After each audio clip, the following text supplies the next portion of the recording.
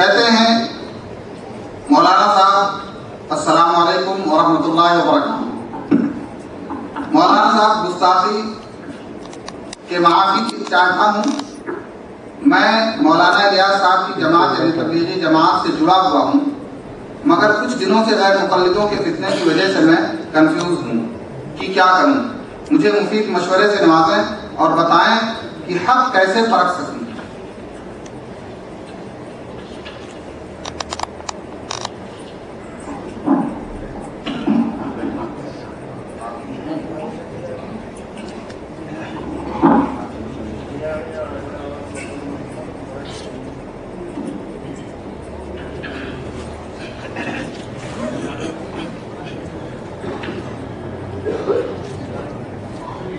السلام علیکم ورحمۃ اللہ وبرکاتہ۔ الحمد للہ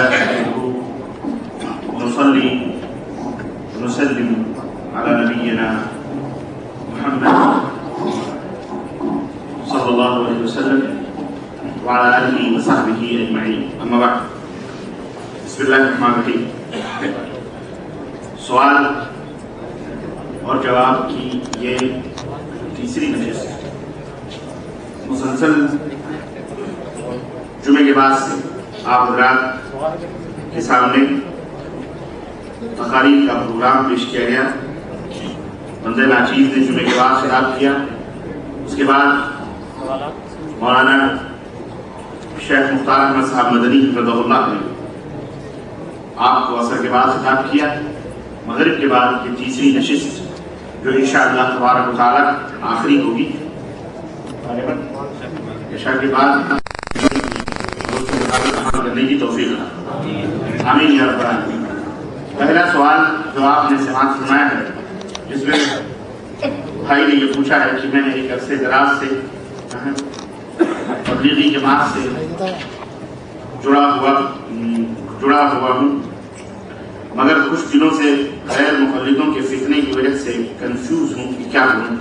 مجھے مفید مشورے سے نوازیں اور بتائیں کہ حق کیسے پرکھوں۔ بڑا اچھا سوال ہے اور اس میں گستاخی کی کوئی ایسی بات نہیں ہے جو بھائی نے لکھی ہے۔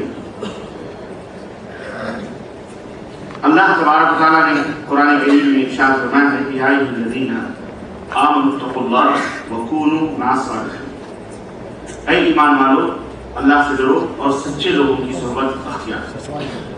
سچے لوگوں کی صحبتوں کی مثال بھی اچھے لوگوں کی، نیک لوگوں کی اللہ کے نبی صلی اللہ علیہ وسلم نے دی ہے، اور برے لوگوں کی صحبتوں کی مثال بھی دی۔ برے لوگوں کی صحبت کی مثال اللہ کے رسول صلی اللہ علیہ وسلم نے لوہار سے دی کہ لوہار سے دوستی کرو گے، اس کی بھٹی کے پاس جا کے بیٹھو گے، بھلے تم وہ کام نہیں کر رہے، لیکن اگرچہ تم وہ کچڑے اور یا وہ لوہے زنگ وغیرہ جو اتارتا ہے، اگرچہ وہ تم کام نہیں کر رہے، لیکن دو نقصانات وہاں ہوں گے۔ ایک تو یہ کہ تمہارے کپڑے کے جل جانے کا خطرہ ہے، اور اگر تمہارا کپڑا محفوظ رہا تو کم از کم اس کی بدبو سے تم محفوظ نہیں رہ سکتے، وہاں دھواں جو ہوگا وہ آپ کو نقصان پہنچائے گا۔ یہ مثال برے لوگوں کی، بھلے آپ برا کام نہ کریں لیکن ان کی صحبت میں بیٹھنا بھی آپ کو نقصان ہی دے۔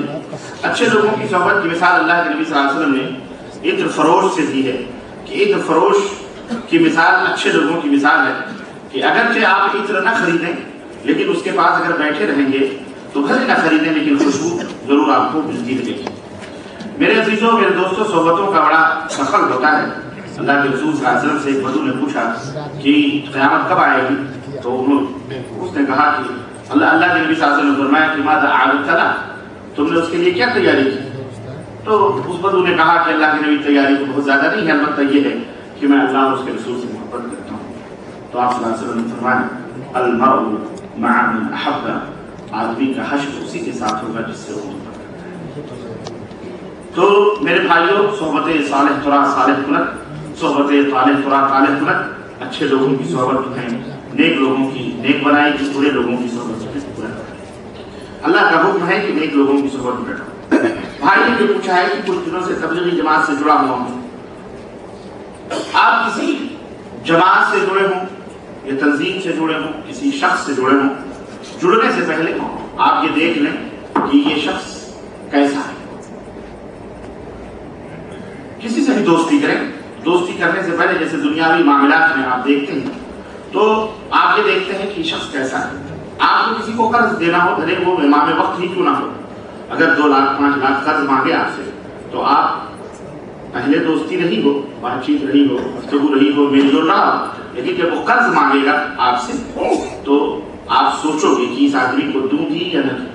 पता लगाएंगे कि इसकी प्रॉपर्टी कितनी है, ये आदमी कैसा है, ये आदमी मामलात का अच्छा है कि नहीं है। मैं इसे 5 लाख कर्ज दे दूं तो ये वापस करेगा कि नहीं करेगा, पता लगाएंगे नहीं।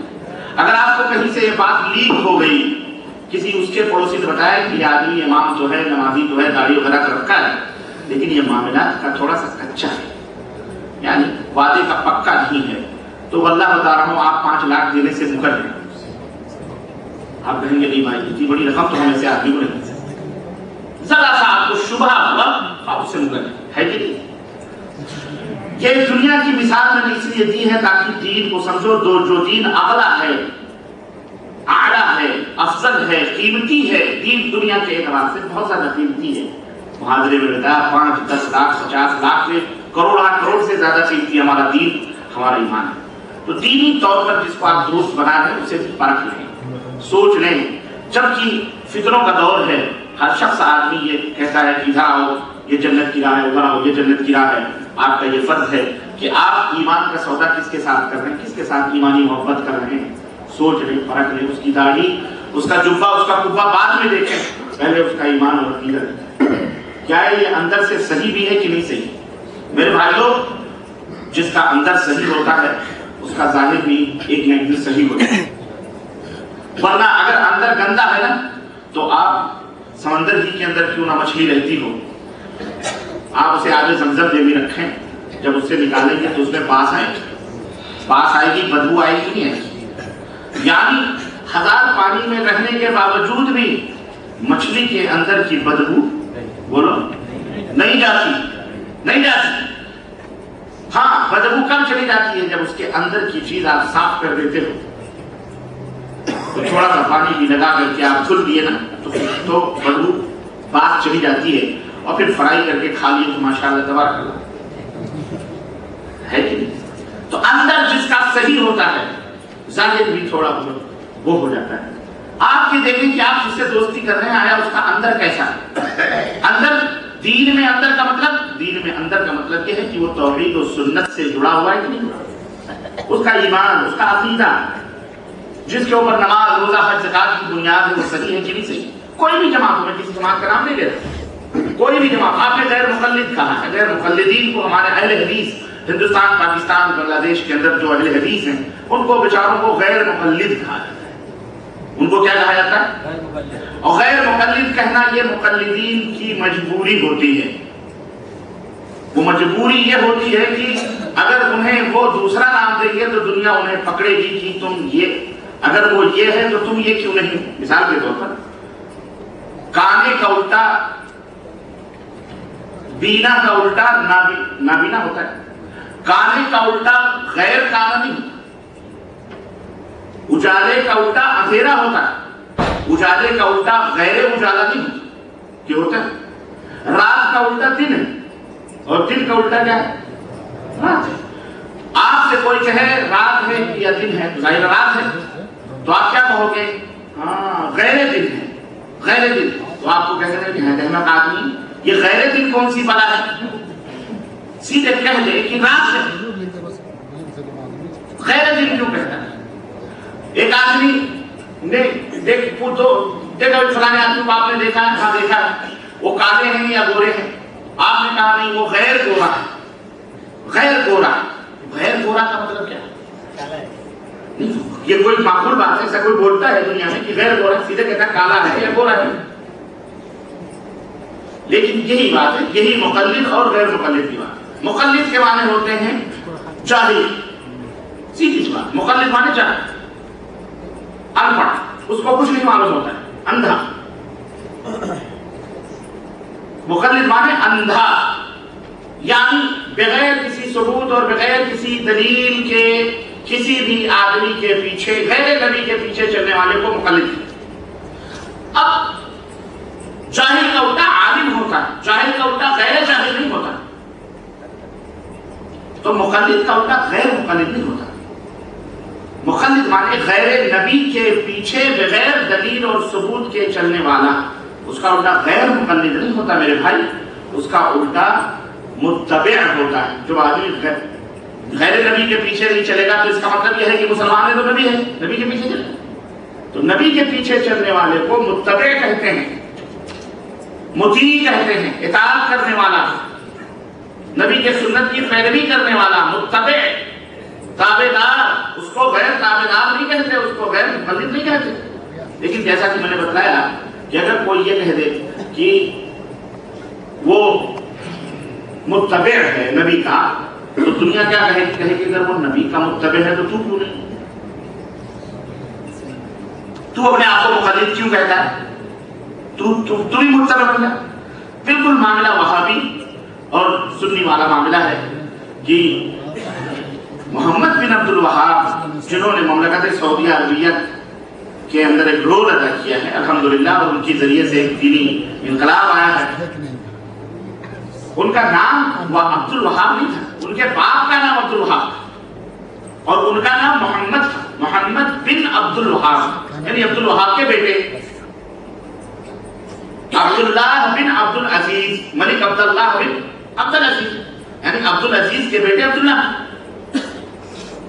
ایسے ہی محمد بن محمد بن عبد الوہاب کے بیٹے محمد، تو ان کا نام محمد ہی تھا. لیکن یاروں نے بجائے اس کے کی اصل ظلم ان کے کہنے کے مطابق محمد بن عبد الوہاب نے کھایا ہے، تو محمدی کہنا چاہیے. تو محمدی کہنے کے بعد بجائے باپ کی طرف منسوب کر دیا، کہا یہ وہابی ہے. یہ کیا ہے؟